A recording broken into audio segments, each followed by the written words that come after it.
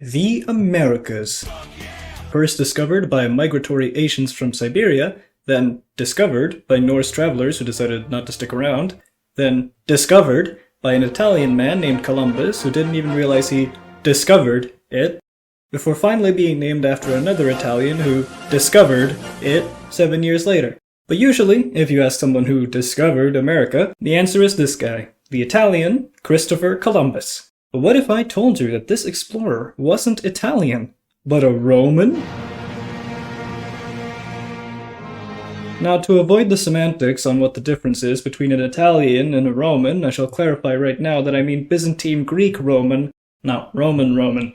So what if I told you Columbus was Greek? Dun dun dun!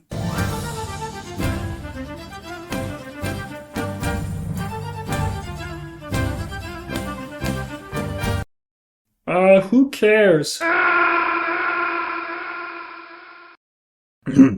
So, I was doing my thing, postponing all my work, rotting in bed, scrolling on my phone, the usual thing, when I came across the claim that Columbus was in fact Greek. And I thought, sounds like some more Balkan nationalist propaganda. That's weird. But for whatever reason, I decided to investigate this myself out of sheer boredom. And you know what? I really want to believe this now. So let me share with you what I have discovered. First off, where was Columbus born? Most people, and even Wikipedia, would have you believe that he was born in the city of Genoa as the son of a local wool worker. However, this is wrong, I say. He was born in the Republic of Genoa, on the Greek island of Chios, occupied by the Italian merchant republic at the time. He was not the son of a poor wool worker, but actually a member of a local noble family on the island, and was fully 101% Byzantine Greek, or as they would call themselves back then, Roman. Then why do people believe he was the son of a poor wool worker? Okay, so this is the part I found really funny, because the texts I read first claimed that this was a rumor promoted by his enemies, which, fair, that happens, but then they also claimed this rumor was spurred on by a guy called Peter when he found out there was another guy named also Christopher Columbus in the city of Genoa who happened to be a wool worker. Total coincidence. A part of their argument here does make sense though. Why would the Spanish give him 3 ships and a bunch of cash if he was just some random poor guy? Royalty hardly ever does that. But then what is the proof that he was in fact Greek? Well, here's what the text I found claims, and what I found to support each claim. The name Columbus is carved above doors in the villages of Pyrgi and Kimbori. I was able to find the sign in question in Pyrgi, well, in an image. I didn't actually go there, and Google Maps doesn't really cover the area that well. And it does seem true that he could possibly have had strong lineage from the area. I can't find any proof that the town of Kimbori is even real, however. Any searches of it just leads back to this whole Columbus theory. Spellings. Apparently, Columbus would spell Chios the Greek way, like this. He would sign off as... Hold on. Let me figure this out real quick. TRA, translate English to Greek. Put it in the Greek. How does it sound? Chroferens. Chroferens. Chroferens. Chroferens. He was actually named Christoforos Kolombos, used a lot of Greek terminology when naming places he discovered, and finally this text claims he didn't speak or read much Italian, and even in his favorite book he would write in the margins using Greek. Sometimes he would also sign his name as Columbus di Terra Rubra, and apparently Chios is known for its red soil, or so the text claims.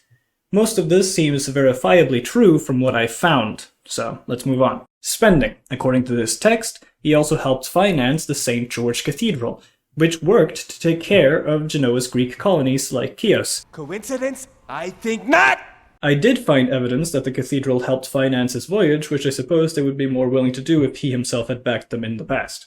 His logbooks. Some sources claim, though I can't seem to 100% verify this, that Columbus kept 2 travel logs on his journey. The first was written in either Spanish or Latin and used quote-unquote Roman measurements, which were falsified so that his crew wouldn't be concerned about the real distance they had traveled, which he more accurately wrote down in his second logbook, which was apparently written with Greek measurements that were far more accurate.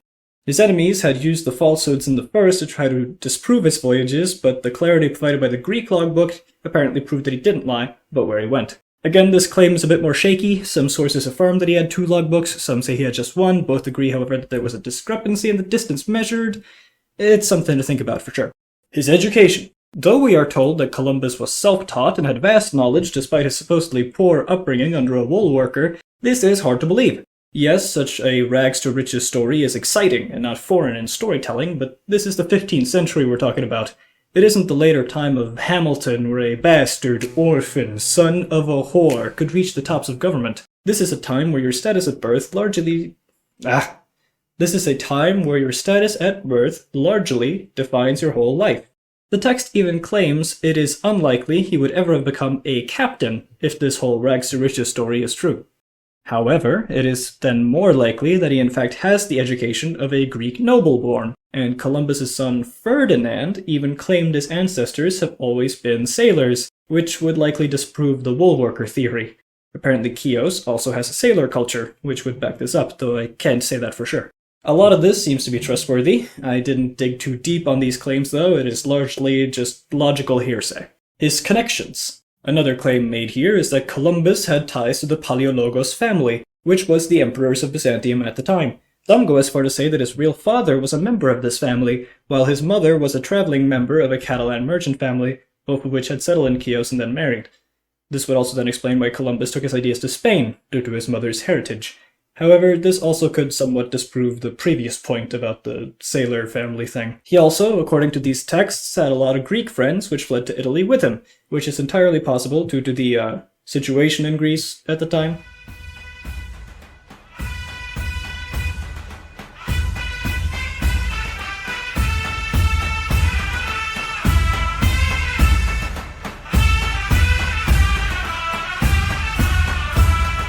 This entire text and all of these points apparently come from the book A New Theory Clarifying the Identity of Christopher Columbus, a Byzantine Prince from Chios, Greece. Written by Ruth G. Durlacher-Wolper, a founder of the New World Museum in the Bahamas. I can confirm the book is real, though I have not acquired it myself to proofread all of these claims, so perhaps I will if you guys want a part 2 of this. The book is also hardly listed anywhere, and with different accounts of its length. Strange. This is certainly a claim, and it is difficult for sure to determine how true it is. Columbus's life was shrouded in a lot of mystery. Okay, quick note, I just realized this, last minute addition to this video. Remember a year ago when I talked about Giovanni Giustiniani Longo, or whatever his name was, right? He was also a Greek-Genoese guy, and it is believed that his family, the House of Doria, was also native to Chios. Coincidence? I think not. So, could it be that these guys have very similar lives, both being Genoese Greek people from the island of Chios that went from serving in Byzantium to serving in Italy? They're very similar. Maybe there's some confusion there. Maybe they've been mixed up. Who knows? So tell me, do you believe that Columbus was a Greco-Roman noble seeking refuge in Western Europe? Or do you think this is all just a bunch of coincidences and make-believe? Let me know in the comments below. Also, sorry I've been gone so long. Whoopsie.